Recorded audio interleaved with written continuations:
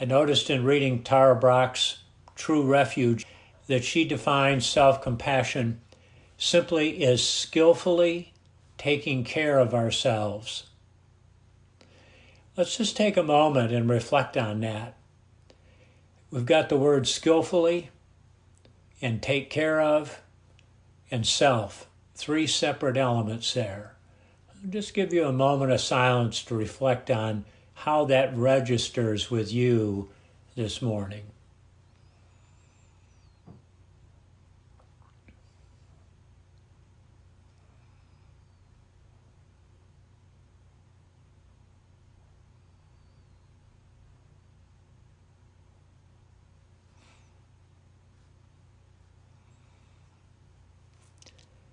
And as we learn to apply self-compassion, as we learn to skillfully take care of ourselves, we're going to use this second framework that's captured by the acronym RAIN.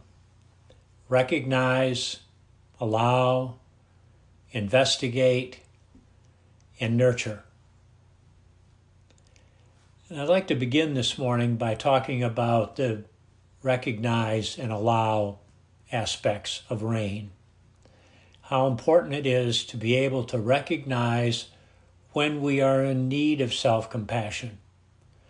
When, as Tara describes it, dukkha appears, self-doubt, anxiety, stress, pain, disconnection, when any of those experiences appear. And I have a story to tell, a personal story to tell about how difficult it is to recognize and allow when real discomfort is present.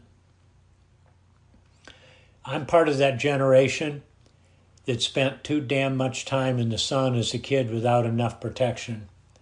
And so I go to see the dermatologist on a regular basis for body scans. And over the last several years, she has found a number of things and more than once dispatched me to a plastic surgeon to have some sort of removal procedure done. Some of you may be familiar with Mohs, M-O-H-S surgery, a process by which the plastic surgeon begins removing the dangerous cells, then analyzes them in the lab to determine if they've gotten all of the dangerous cells. And the first time I had Mohs surgery, they got them all on the first cut. A few years later, when I went back in about this time in 2017, they not only didn't get them all on the first cut, but they had to make a fairly sizable second cut. And of course, that wasn't any fun. That was unpleasant in and of itself. But then I suddenly have two plastic surgeons about this far from my face analyzing what they want to do to put me back together. They've really ripped me open around the nose area. And they're having this conversation right here in front of me as if I'm not even there. I mean, they weren't mean-spirited about it, and I was appreciating what they were doing. But they came to the conclusion that they couldn't close this wound without a skin graft.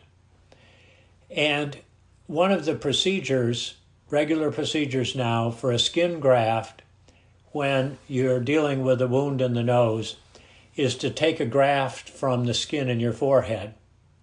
And not only do they then cut the skin off your forehead in a way that they can sew the forehead back together, but they then, to facilitate healing, attach the skin graft from your forehead to the wound in your nose and suture it up. And for the next couple of weeks, you're in this disgusting circumstance of having your forehead slashed open and sewn onto your nose. So I'm going through this procedure, and two things are popping up in my mind again and again, and I'm saying them out loud. The first thing I'm saying is, the father of a close friend of mine, the father is about my age, has stage 4 esophageal cancer. He's a hell of a lot worse off than I am. And I say that several times. And then I say, first to myself and out loud, I'm a mindfulness guy. I got this. I got this. Well, how's that for delusional? The whole thing is delusional. This business of comparing mind, this business of I got this, some strange mix of macho and I'm big enough and making myself feel a little bit better because I know somebody who's got it worse than I do. There's no recognizing of the pain and suffering and discomfort. One of the worst parts of this process of the Mohs surgery was once they decided exactly what they're going to do, they had to numb my nose even more. And I bet it took a dozen jabs of a needle to get the enough anesthesia in there. It is probably among the 2 or 3 most unpleasant, painful experiences of my life. And yet I'm saying, oh, this guy's got it worse. I'm a mindfulness guy. I got this. I'm in some range of denial and resistance about what's happening. So I go around for a couple of weeks with this absurd setup, and then they take it apart and stitch me all back together. And throughout it all, I'm still in denial of what's happened, of the pain and the discomfort and the suffering and the dukkha. And finally, I meet with a group of guys, if you can imagine this, and that I regularly meet with, a men's spirituality group that's been going since 2009. And somebody begins to talk about suffering in the group, just in a general kind of way. And I have this duh moment. I've been suffering. I had that realization. In that moment, I recognized what was going on. I accepted the reality of what was there. Does comparing myself to somebody who's worse off? Does saying I'm a mindfulness guy, I got this? Is that skillfully taking care of myself? No. No, it's not. So here we are in this place, and many of you named it the other day in your concerns and your questions about self-compassion that were explanations of how hard it is to recognize and allow our fears of being wimpy, our need to be macho, our fear of not being macho, our concerns about our conditioning. All those things come into play. So there's this inability, this unwillingness in so many situations that so many of us encounter when we're in pain, when we're suffering, when we have anxiety, stress, when we're feeling as if we don't belong, in which we're unwilling to recognize and accept the reality of what is. And of course, this is what we mean in mindfulness by seeing clearly. It's what mindfulness means with the word wisdom. Wisdom is about our willingness to see reality in terms of the 3 Ps. Life's not permanent, not perfect, not personal. And the 4 Cs, the 4 conditions of being human, beyond our control. Beyond our control. In this moment, when I had this surgery, what was happening was beyond my control.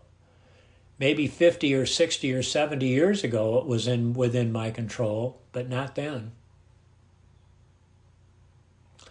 So let's do a practice around this.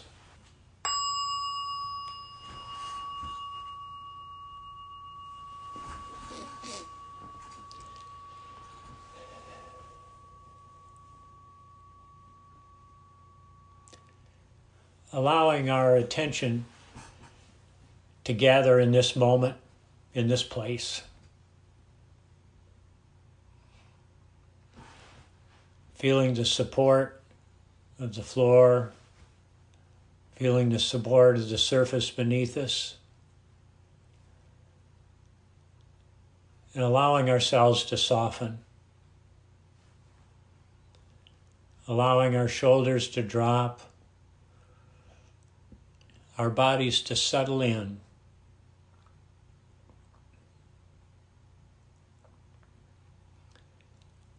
Taking a couple of deep breaths, filling the lungs all the way up to the shoulders.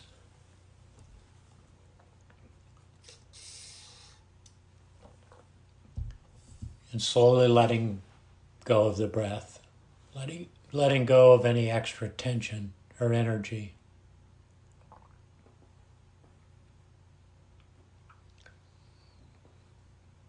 And focusing on our breathing for a few moments, noticing exactly how the in-breath shows up in the body, exactly how the out-breath shows up.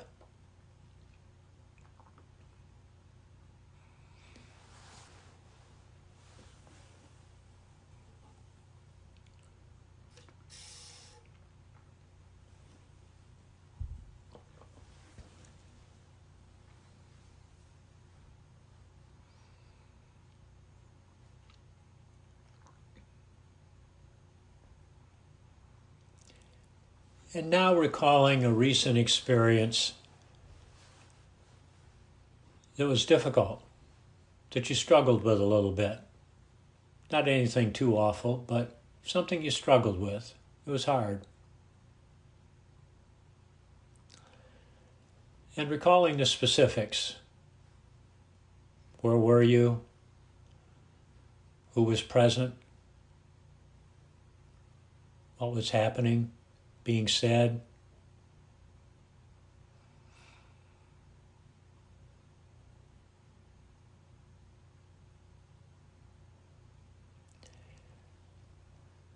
And simply recognizing the experience of struggling.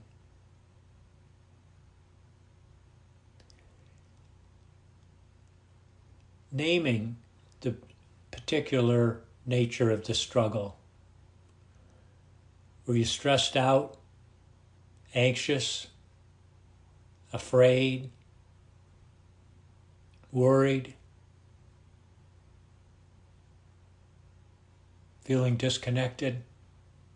Choosing one way of describing this experience of struggling and saying that word or phrase to yourself.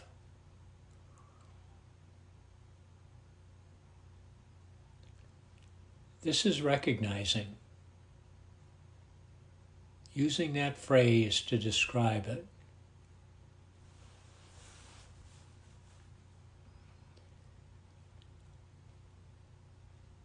And allowing the sense of struggle, this particular experience you're describing, simply allowing it to be present.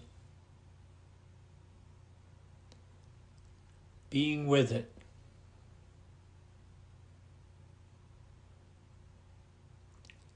Saying yes. Yes, this experience is here.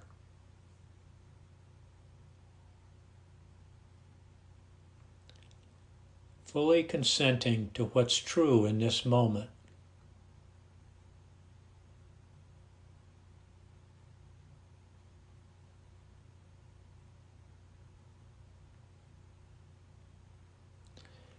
And taking a moment to remember that everyone struggles. This is part of being human.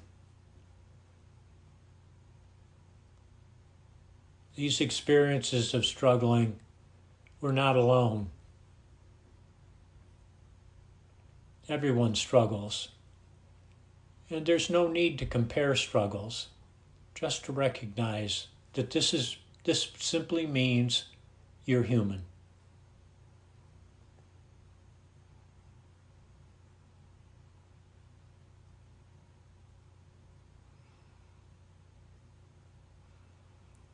And saying again to yourself, I am feeling anxious, afraid, concerned, irritated, frustrated. Saying again to yourself what you're feeling.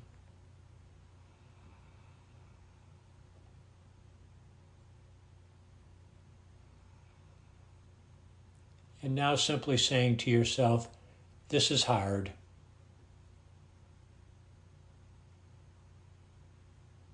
This is hard.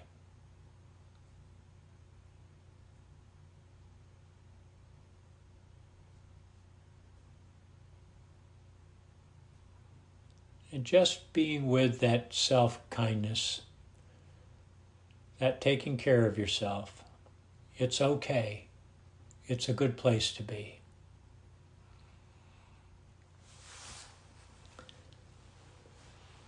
And resting in that kindness for another couple moments.